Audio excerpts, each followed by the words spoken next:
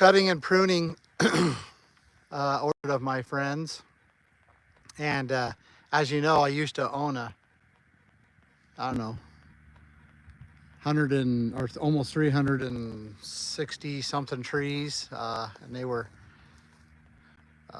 well taken care of. And anyway, I enjoyed it. So I did it for about 10 years before our buddies at St. Luke's Health System stole my orchard and my house, everything else I owned. Anyway, I can't help but think that this is a great analogy for our country.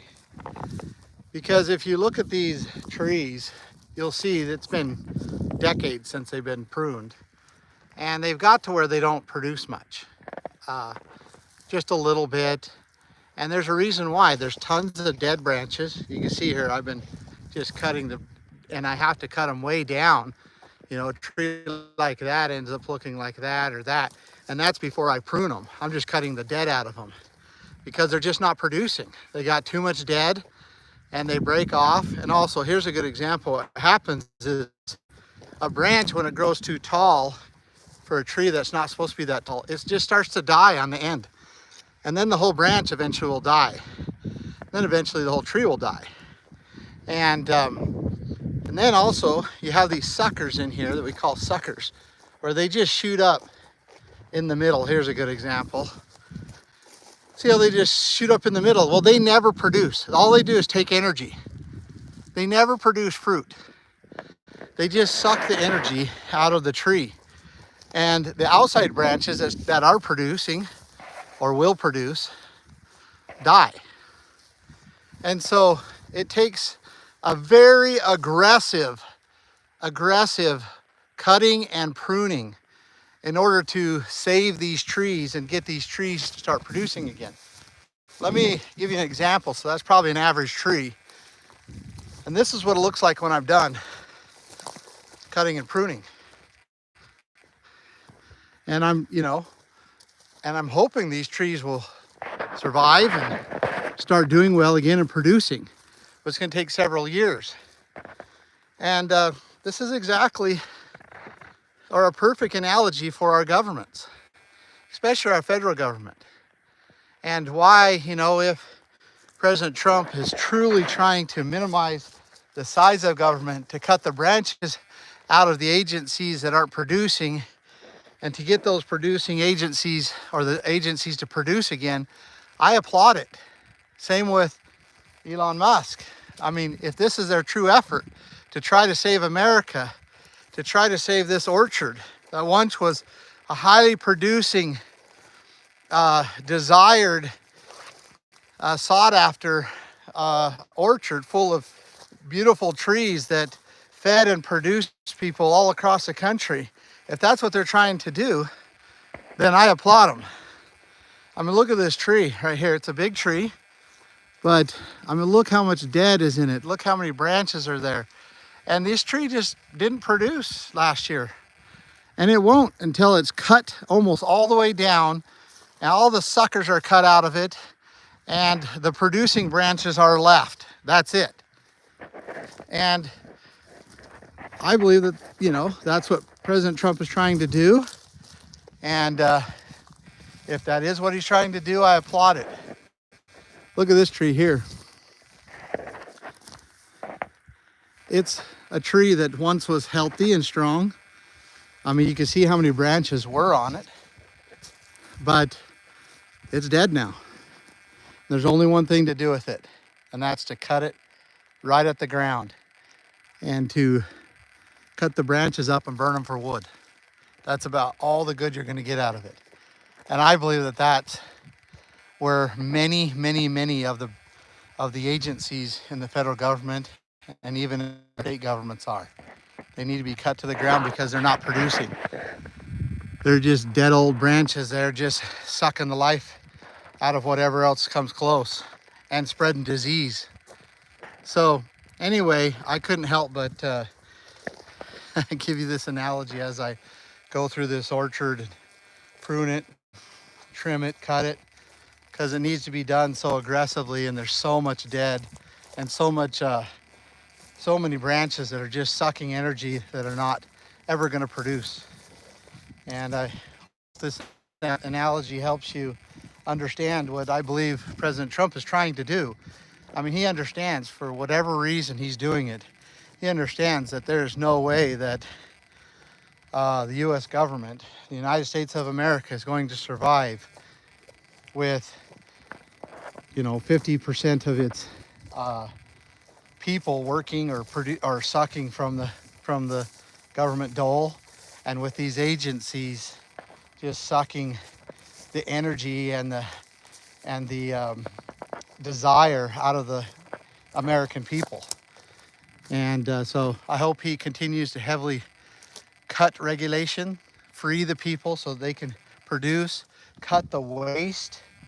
And that includes, which I think they're about ready to do with the Department of Justice, or excuse me, not Department of Justice, just Department of Education. But we need to see more agencies.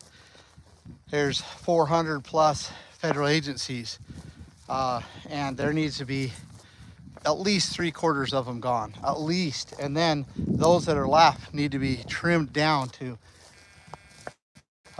just the producing branches, and get rid of these suckers that are just sucking the life out of that tree. It just needs to happen. It has to happen.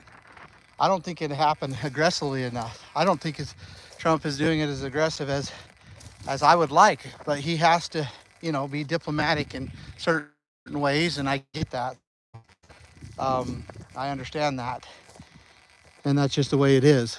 But every federal employee or every branch or limb that gets cut, these people are going to try to sue, and it's just going to be a big mess if Trump relies on the courts to try to do this.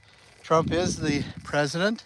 That means he's the executive of the executive branch. He is the CEO, and for him to be able to fire someone within the branch, the executive branch, is well within his power, and he doesn't need the judicial branch's approval.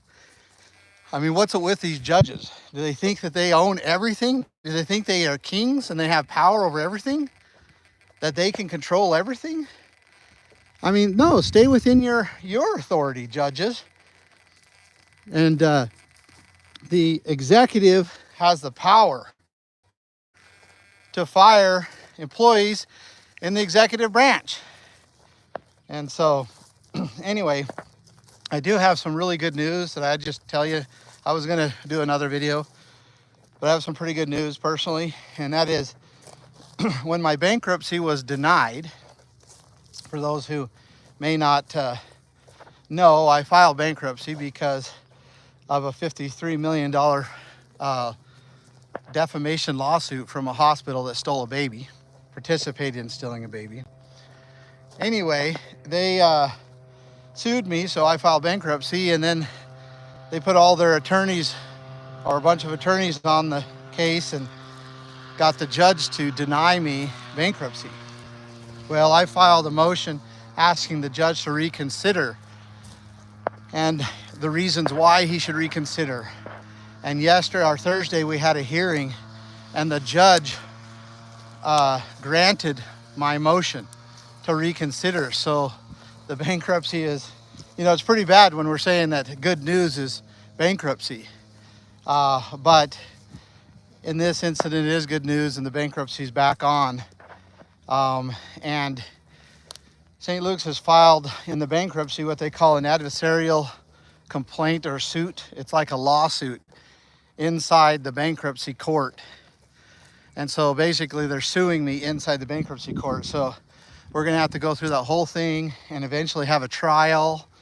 I don't know if I'll get a jury. It's just crazy the amount of money they're spending trying to stop me from going bankrupt in order to be relieved from their $53 million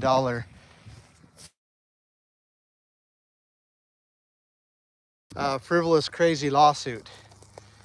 But anyway, so who knows how long. I filed bankruptcy in July. I think it's been going on for more than 8 months now. St. Luke's has a whole bunch of attorneys on it, and it's just a big waste of money like big corporations and bureaucracies do. But I want you to know that we really feel blessed this last couple weeks. Feel lifted by the Lord. We have a lot of faith that this is going to correct itself, but it takes time. Just like when they threw me in federal prison. My brothers and my dad and many other of our friends who stood threw us in prison. It took us 2 years to get out.